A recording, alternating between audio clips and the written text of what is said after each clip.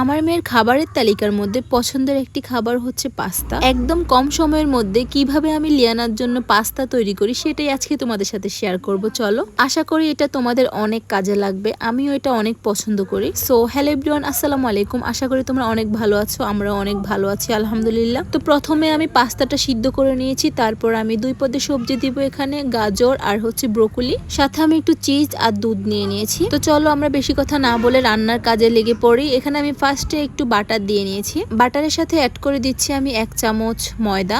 Butter আর ময়দাটা নাড়াচাড়া করে আমি একটু দুধ অ্যাড করে দিব। যেহেতু আমার বেবি খাবে তাই আমি একদম কম করে সবকিছু দিচ্ছি।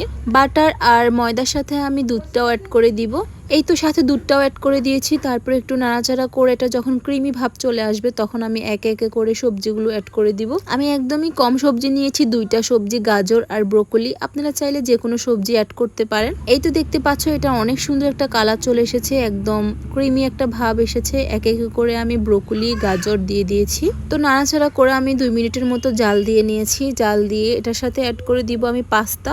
আমার মেয়ের সাথে আমিও পাস্তাটা খেতে বেশ পছন্দ করি, তাই আমি একটু বেশি করে পাস্তা নিয়ে নিয়েছি। বাইরের কান্ট্রির পাস্তাগুলো এত কিউট হয় দেখতে, এত সুন্দর লাগে দেখতে, সত্যি আমার কাছে অনেক ভালো লাগে। বাট এখানে খুবই কম পাওয়া যায়। তো আমার কাছে এই বেবি পাস্তাটা মনে হচ্ছে যে এটা খেতে একটু ভালো লাগবে আর লিয়ানারও অনেক বেশি পছন্দ হবে। এরপর আমি অ্যাড করে দিয়েছি একটু হোয়াইট পেপার আর একটু গার্লিক পাউডার আর পাপরিকার হালকা একটু দিয়েছি যেন একটু হালকা একটু স্পাইসি হয়। লাস্টে আমি অ্যাড করে দিয়েছি অল্প একটু চিজ। এই চিজটা দিলে আমার কাছে মনে হয় খাবারের স্বাদ একদমই চেঞ্জ হয়ে যায়। তো আমার সবকিছু দেওয়া একদম কমপ্লিট। এখন আমি এটাকে একটু নাড়াচাড়া দিয়ে উঠিয়ে নিব। এই পাস্তাটা দেখতে যেমন সুন্দর, খেতেও কিন্তু ভীষণ মজা হয়। আপনারা চাইলে বাসায় ট্রাই করতে পারেন, বাচ্চারা এটা অনেক বেশি পছন্দ করবে। তো আমার রান্না একদম কমপ্লিট। এখন আমি সার্ভ করে লিয়ানাকে দিব। এর জন্য আমি একটা প্লেট নিয়ে নিয়েছি। এটা লিয়ানার অনেক পছন্দের একটি প্লেট। পাস্তার সাথে আমি লিয়ানাকে একটু কাজু বাদাম আর একটু শসা দিয়ে দিয়েছি যেন লিয়ানা দেখে অনেক খুশি হয়। খাবারের সাথে শসা, টমেটো এগুলো খেতে লিয়ানা মোটামুটি পছন্দ করে, লেবু।